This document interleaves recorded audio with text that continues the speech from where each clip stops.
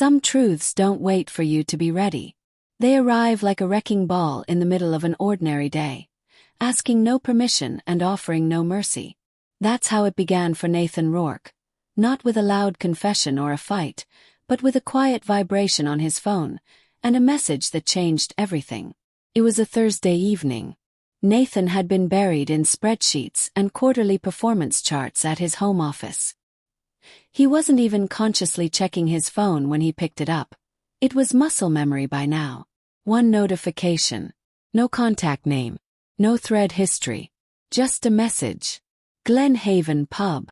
Back booth. Come now if you want the truth. He stared at it for a moment, waiting for the spam link, the phishing scam, the punchline. But nothing else came.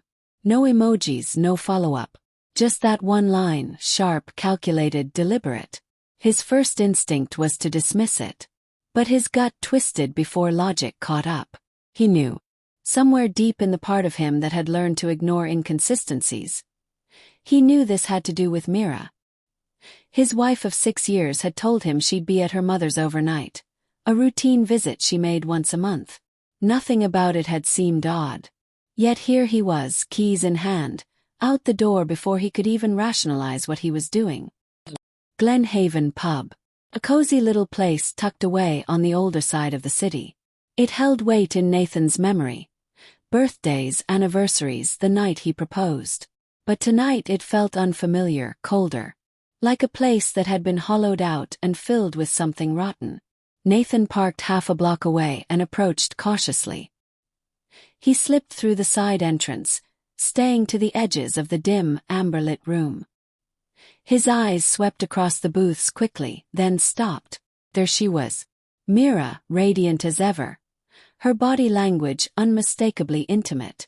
Sitting across from her, a man Nathan didn't recognize. Tall, confident, tailored suit, expensive watch. The type of man who didn't chase attention but owned it. They were close. Too close. Then it happened. Mira touched the man's hand gently, leaned in, and kissed him. It wasn't a mistake. It wasn't a moment of weakness. It was intentional. Nathan didn't react outwardly. He raised his phone and snapped a single photo.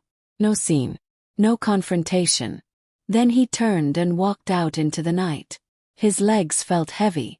His breath shallow. The air, colder than it had any right to be. Before unlocking his car, something compelled him to glance back toward the pub. Through the window he saw the man, still holding Myra's hand, looking directly at him. The stare wasn't surprised. It was smug. Calculated. Then the man leaned in and whispered something to Mira. Her face changed instantly. She froze, panic creeping into her eyes as she scanned the room, searching for someone she already knew was gone. That message hadn't been a warning. It was a trap. Back home the contrast was cruel. Dinner still warm in the oven. Myra's favorite candle flickering on the kitchen counter.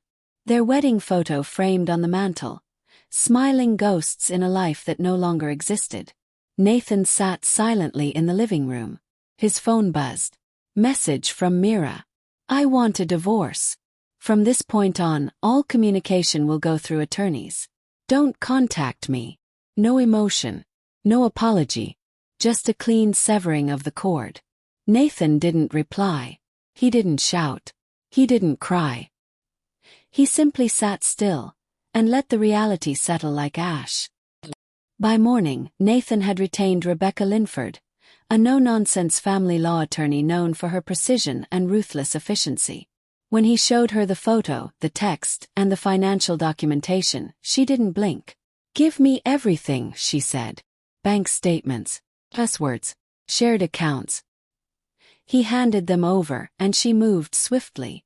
That same afternoon, Myra's credit cards were frozen. Her access to joint funds revoked. Passwords changed.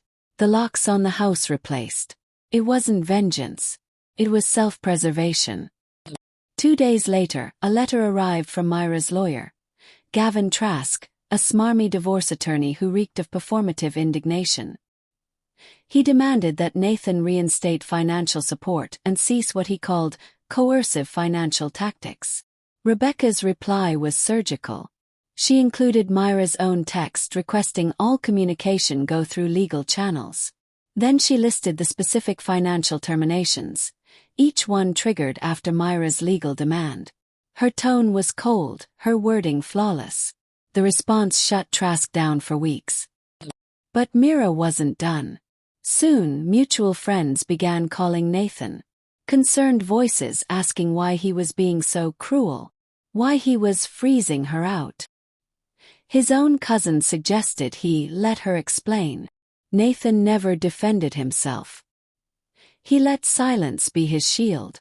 Meanwhile, Rebecca was digging deeper. She uncovered that Mira had attempted to siphon funds from an old joint investment account, one Nathan had forgotten about. Had Rebecca not flagged it in time, Mira could have drained over $40,000 in a single click. It was no longer a story of heartbreak. It was strategy, deception. The divorce proceedings became a battleground. Mira claimed emotional abandonment. She said Nathan's cold demeanor had pushed her to seek comfort elsewhere. Rebecca countered with hard facts. Myra's unsolicited divorce text. The baited encounter. The attempted theft. The evidence stacked like bricks. Then came the smear campaign.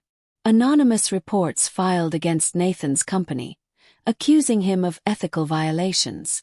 Whispers of harassment. Fake misconduct allegations. Deals stalled. Clients hesitated. But Rebecca anticipated this. She advised an immediate internal audit, a full investigation by third-party compliance officers. Every accusation was disproved. Every whisper snuffed out. The smoke cleared. And in it, the source of the fire was obvious. Mira. In the final court hearing, Mira broke down in front of the judge, playing the victim. She wept, claiming she was left with nothing. Rebecca stood calm and steady. She read Myra's own message aloud. The one that ended all communication. She presented the attempted account theft. She introduced the messages Mira had exchanged with Ethan Carr, the man from the pub.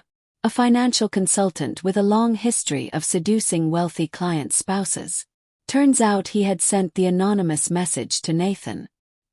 He wanted Nathan to see the affair. He believed removing Nathan would leave Mira vulnerable and malleable, an easy target. But when the legal dust settled, and Mira was left with nothing, Ethan vanished, ghosted her, blocked her, disappeared from her life entirely. The judge ruled decisively. The petitioner's current hardship is a direct result of her own premeditated actions. Nathan retained his business, his home, and all assets acquired prior to marriage.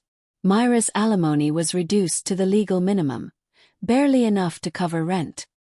Rumors spread quickly. People stopped asking Nathan to explain. Even those who had judged him quietly offered awkward nods of apology. He never gloated, never rubbed it in. He simply moved forward, alone but whole. The man who once believed in love without conditions had become someone else. Weezer, Harper. With fewer illusions. The wound would heal, but the scar would remain. Still, Nathan could finally breathe. Because he hadn't lost a partner. He had escaped a trap. And sometimes, that's the only truth that matters.